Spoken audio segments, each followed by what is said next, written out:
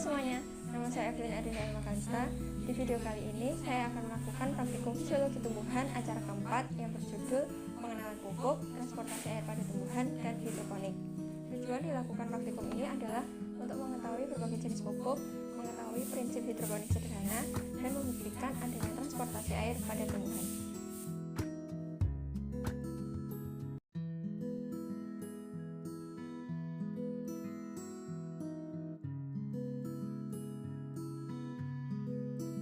Menurut Hadi Suwito tahun 2010, pupuk merupakan bahan yang ditambahkan pada tanah yang menyediakan unsur-unsur esensial untuk pertumbuhan suatu tanaman. Berdasarkan bahannya, pupuk dibedakan menjadi 3, yaitu pupuk organik, anorganik, dan pupuk hayati.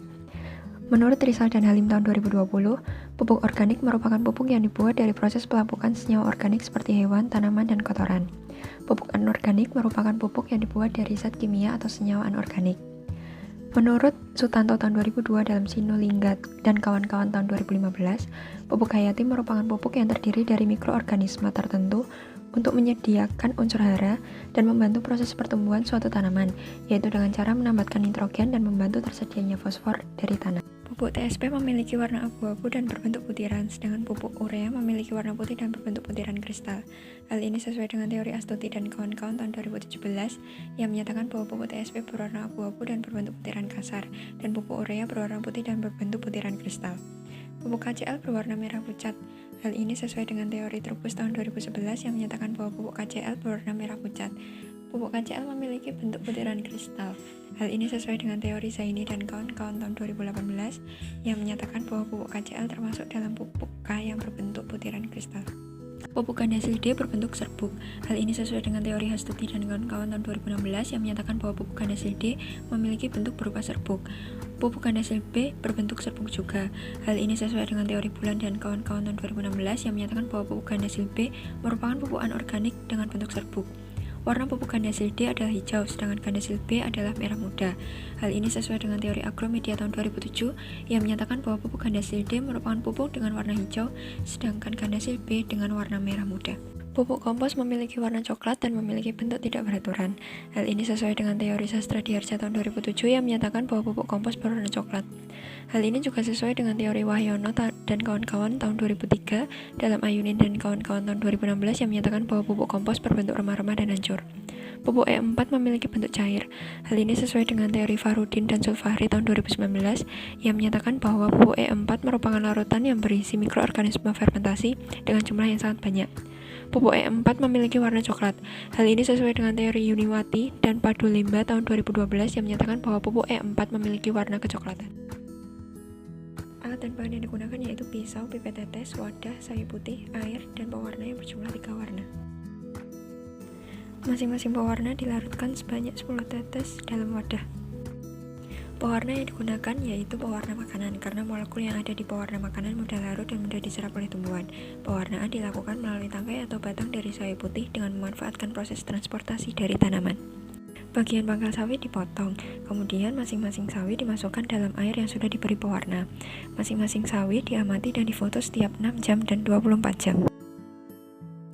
Menurut Teddy tahun 2009, transportasi tumbuhan merupakan suatu proses pengambilan dan pengeluaran zat-zat ke seluruh bagian tumbuhan.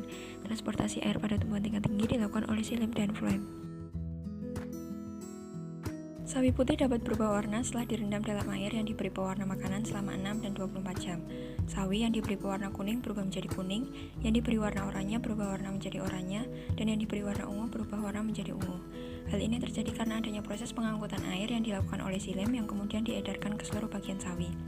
Hal ini sesuai dengan teori Toto dan Yulisma tahun 2017 yang menyatakan bahwa air dapat diangkut menuju ke bagian tumbuhan lain yang lebih tinggi dan diedarkan ke seluruh bagian tumbuhan karena adanya peristiwa kapilaritas batang di mana xilem berfungsi sebagai pipa kapiler yang akan mengangkut air ke seluruh bagian tumbuhan. Alat dan bahan yang digunakan yaitu cutter atau gunting, 3 buah botol bekas, bawang merah, air cucian beras yang sudah direndamkan semalam, air sumur atau PDAM, dan air minum. Masing-masing botol dipotong di bagian atasnya, kemudian diberi label sesuai dengan jenis air yang digunakan. Potongan bagian mulut botol diletakkan pada bagian potongan botol lainnya, kemudian masing-masing botol diisi dengan air yang berbeda sampai bagian mulut botol. Bawang merah dipotong bagian ujung dan pangkalnya. Diusahakan untuk menggunakan bawang merah yang ukurannya besar supaya tidak tenggelam. Bawang merah diletakkan pada bagian mulut botol, kemudian botol diletakkan di lokasi yang teduh dan diamati selama 2-3 minggu. Perubahan yang terjadi pada masing-masing botol difoto. Penggunaan 3 jenis air yang berbeda berguna untuk mengetahui pengaruh dari kandungan mineral dan zat organik terhadap pertumbuhan tanaman hidroponik. Bagian pangkal dan ujung dari bawang merah dipotong untuk memberi ruang bagi akar dan tunas untuk tumbuh. Menurut Istiqomah tahun 2013, hidroponik merupakan teknik menanam tanaman dengan menggunakan media selain tanah, yaitu berupa air, sabut kelapa, kerikil, atau pasir kasar. Menurut Swarjana dan kawan-kawan tahun 2020, prinsip hidroponik yaitu air atau nutrisi dialirkan ke tanaman melalui wadah penanaman. Menurut Tandu tahun 2018, unsur hara merupakan zat makanan bagi tanaman yang penting bagi pertumbuhan tanaman. Unsur hara dibagi menjadi 2 macam, yaitu unsur hara esensial dan non-esensial. Menurut Koryati dan kawan-kawan tahun 2021, unsur hara esensial merupakan unsur hara yang memiliki peran dan fungsi spesifik dalam proses metabolisme tanaman dan fungsinya tidak dapat digantikan oleh unsur hara lain. Contohnya adalah N, P, dan K. Menurut Daryono dan Marianto tahun 2018, unsur hara non-esensial merupakan unsur hara yang diperlukan oleh suatu tanaman, tetapi jika unsur hara ini tidak tersedia, tidak akan mengganggu proses pertumbuhan dan perkembangan dari suatu tanaman. Contoh dari unsur hara ini adalah Ca, Na, Si, dan Br. Menurut Wibowo dan Asriyanti tahun 2013, kelebihan dari teknik hidroponik yaitu relatif tidak menghasilkan polusi ke lingkungan, harga jual yang tinggi, tidak ada gulma, cocok dilakukan untuk lahan yang terbatas, dan dapat mengurangi pencemaran zat kimia ke tanah. Menurut Aryananda dan kawan-kawan tahun 2020, kelebihan dari teknik hidroponik yaitu lebih praktis, tanaman dapat tumbuh dengan pesat dan tidak kotor. Bawang merah yang ditanam dengan media air minum belum mengalami pertumbuhan pada minggu pertama dan mengalami pertumbuhan akar dan daun pada minggu kedua. Hal ini disebabkan oleh air minum yang sudah mengalami beberapa proses pengolahan sehingga ada senyawa kimia dan mineral yang hilang.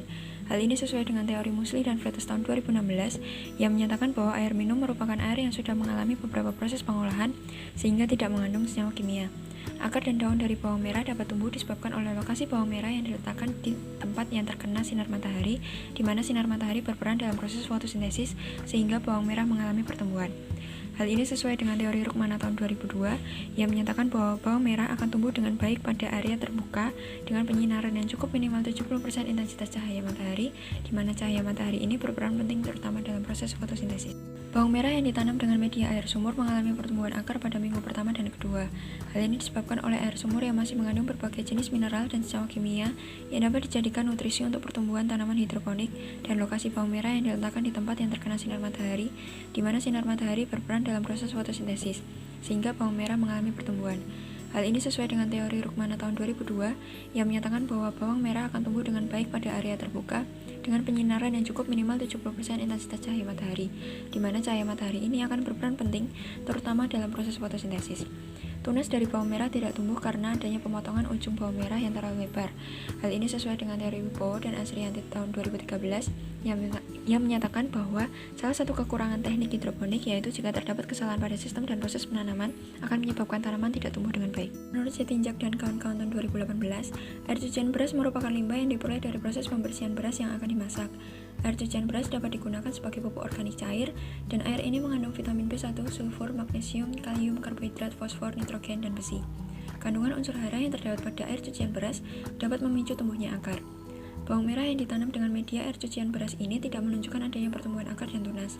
Hal ini disebabkan karena jumlah air cucian beras yang diberikan terlalu banyak dan pemotongan bagian pangkal serta ujung bawang yang terlalu lebar, sehingga akar dan tunas menjadi tidak tumbuh.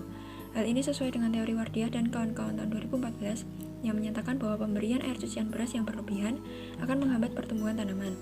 Hal ini juga sesuai dengan teori Wibowo dan Asriyanti tahun 2013 yang menyatakan bahwa salah satu kekurangan teknik hidroponik yaitu jika terdapat kesalahan pada sistem dan proses penanaman akan menyebabkan tanaman tidak tumbuh dengan baik.